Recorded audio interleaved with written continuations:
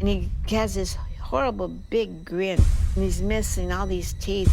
He just stared at me like a killer clown. We got us a serial killer. There's no doubt about it. This was a pretty sick individual. The so-called Night Stalker who has terrorized California. The same man is suspected in 6 to 8 murders and 25 to 30 attacks. He's someone that will go into a home at night and will kill. This and I'll Be Gone in the Dark, those two particular, that I'll Be Gone in the Dark being the Golden State Killer case, this being the Night Stalker case, these are the two that left me struggling to sleep at night, you know? And I think it's maybe because of the nature of the crimes, because of the randomness, and how he would enter people's families' homes and attack, families and stuff like that kind of stuff. It did make it hard for me to sleep. And I'm wondering, when you're telling this kind of a story, do you have that problem? Does it take because I mean, we hear in your story about the emotional toll it has on the officers working the case. What kind of emotional toll does it have on the filmmaker or the storytellers telling this story? That's a really thoughtful and excellent question. What happens is you are plunging into people's trauma, and for the homicide cops that do this and walk in, and that's their job, is to walk into a room every day and see a dead body, and then the deep obligation to go figure out who did this and why and how do you stop it, to sitting with victims or family members, survivors, and listening to the toll it took on them. So the trauma that those people feel and are impacted by is incredibly profound. But I think that there is a degree in which, it's sort of a secondary nature for us as we're coming in as storytellers and filmmakers afterwards to immerse ourselves in this world. And, a project like this ends up taking 18 months or, 2 years of your life. And so it's almost like living in 1985 and, in the underworld and looking, at the horrors and depredations that were there. So one thing is we try to provide a super safe space for everybody. And if you need a break, you need somebody to talk to, you need a therapist, you need a quiet room. So that was sort of built into and Netflix was incredibly thoughtful and supportive about how to make it an environment where you can really tell a powerful story, but not be, traumatizing anybody else, and to have the support. And so that was a really important, as filmmakers engaging with the subjects and as filmmakers just looking at these crime scene photos and everything else every day, it was important to us to provide a supportive and nurturing environment to tell a dark story in a way that doesn't hopefully, hurt the people that are telling it. You show a lot of the kind of crime scene photos while blurring out the face. Maybe not showing the most graphic stuff. Was there a line that you didn't want to cross? Like there's a thing like I didn't want to show that. No, we don't want to get into that thing. Like it's just too much.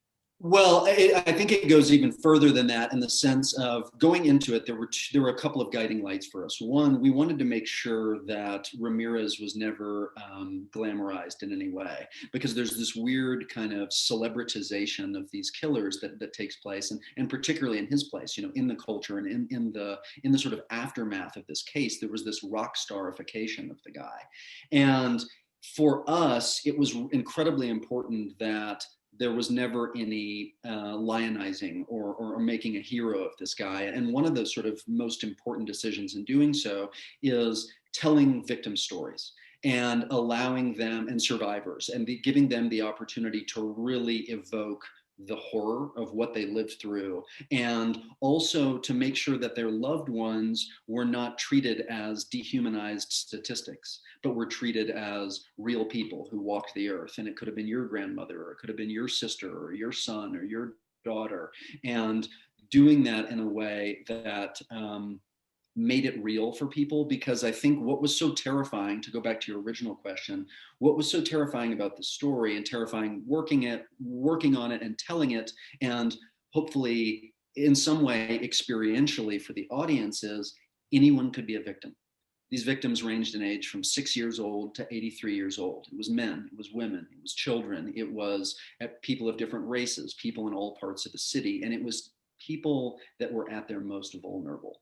Imagine lying in your bed at night, asleep, thinking you're safe, and that's when it comes. And that's what was so terrifying for us. So like, I mean, when you said it's a delicate line, right? Like, I think the big trick and the big challenge in telling a story like this is, how do you both keep an audience entertained or compelled or watching, but also don't want to sensationalize it in a way that kind of cheapens the story of these victims and the honor of it, right? Like I think like that's always the trick when it comes to telling a true crime story, and it's an interesting balance you have to carry in this. It's like because you have these moments where it's like the cliffhanger moments, or you intensify the music, and it there's like the entertainment value that comes with that, and the grippingness of it.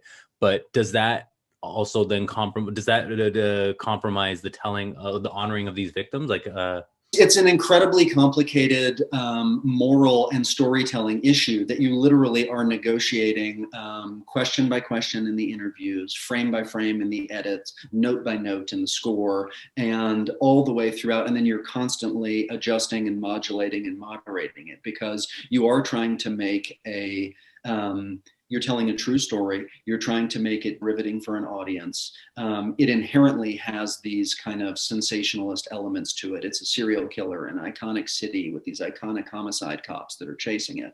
And so there are these familiar genre elements that you're working with, and yet this isn't a fictional story. These are real people and real lives. And so doing it sensitively, and so we're constantly, and there's a whole amazing team of collaborators that are working on this, from composers to editors to producers to archival producers, an army of sort of thoughtful, smart people who are looking at it and then trying to screen it from the perspective of, okay, if I'm the homicide cop, how am I reading this? If I'm a victim or family member of one, how am I sort of feeling this? And then you about the series as it unfolds, and then you're sort of fine tuning the knobs and adjusting them. And at the end of the day, you're hopefully trusting your gut in the center to do it in a way that's thoughtful, nuanced, accurate, and also compelling. Yeah.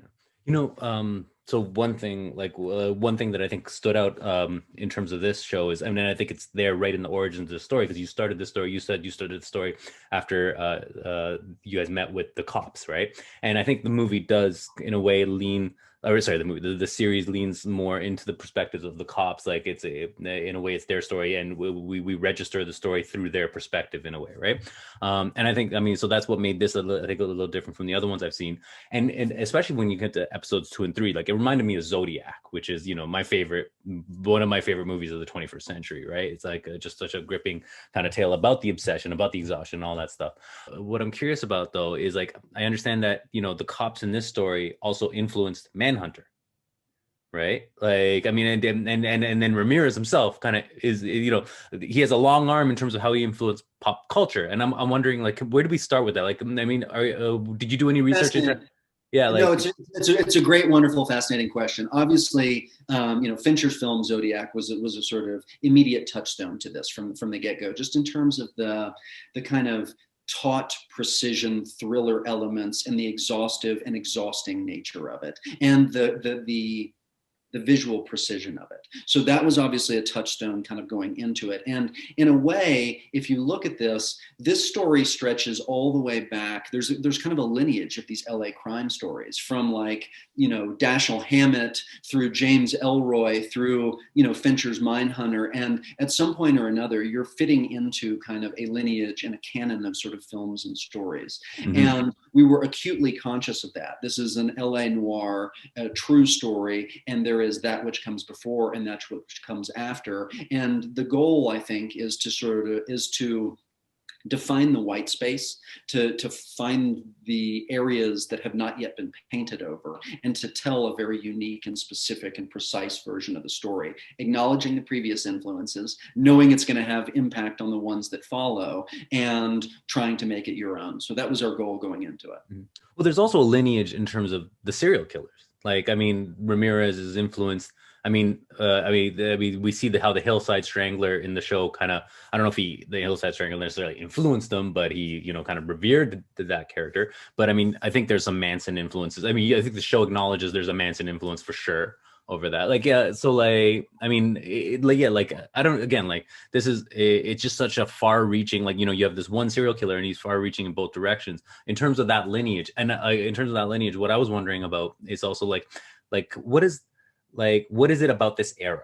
Like, you know, like when you talk about like Manson and Gacy and all these like I feel like there's something about that era, about maybe the Vietnam War and the trauma that then had these serial killers proliferate. And while Ramirez wasn't part of the first generation, he certainly seems affected by that generation, especially because when you do a little more research, his cousin was a Vietnam War vet who, you know, was in a way kind of like a major influence, like who committed horrifying crimes and influenced them, right? So, talking like how far, how yeah, no, it's a fascinating and astute point. There is this kind of intertextuality, so to speak, between the serial killers and even some elements that were left on the cutting room floor. For example, homicide detective Frank Salerno actually collared Manson and released him once upon a time at Spawn Ranch, and then was later involved in Hillside Strangler, and then was later involved in the Night Stalker case. So what's shocking about somebody like that is that's somebody with firsthand, first-person experience of,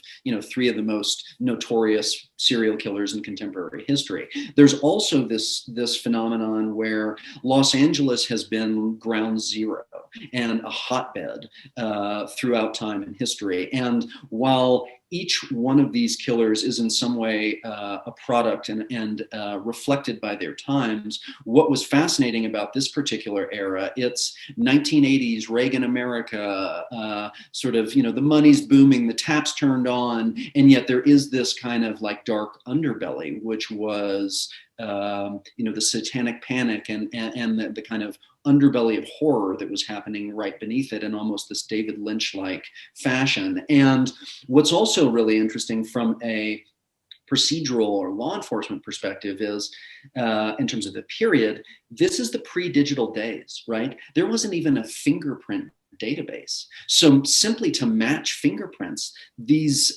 detectives and forensics experts literally had to hold up cards and to match them with a loupe, with a magnifying glass to make a secure match. And so there is this, nostalgia is a strange word for a story like this, but you know, as a filmmaker, what you're trying to do is recapture the time and place. And for the people who remember it, it's to evoke it accurately. And for those that weren't there and didn't experience it, it's to make it immersive and make it distinctive and make it very that summer in 1985, exactly what it felt like and how this was a story of a moment in time. You could sense it. There's evil in that man. It's a cruel, cruel summer.